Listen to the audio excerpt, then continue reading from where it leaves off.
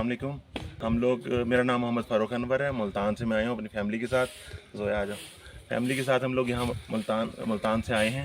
Basically हमने Facebook पर, social media पर इन कैंप्स के बारे में देखा था, तो एक्सपीरियंस करने आए। कैसा है? हमारा एक्सपीरियंस बहुत अच्छा रहा है। 2 नाइट्स हमने यहाँ स्टे किया था। यहाँ पर ना 2 किस्म के कैंप्स हैं, 2 बेड के और 4 बेड के। हम जो कि फैमिली के साथ थे, हमने 4 बेड के लिए और माशाल्लाह बहुत अच्छा एक्सपीरियंस रहा। यहाँ की जो मैनेजमेंट है वो बहुत अच्छी है।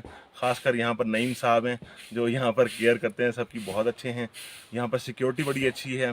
रूम जो है ना, हमने पिक्चर्स भी बनाई हैं, मैं अपने ब्लॉग में भी शेयर करूँगा। तो रूम बहुत साफ़ सुथरे हैं और बड़े रीज़नेबल, बड़े चीप प्राइस के अंदर ये सारे रूम दे रहे हैं। बहुत शुक्रिया।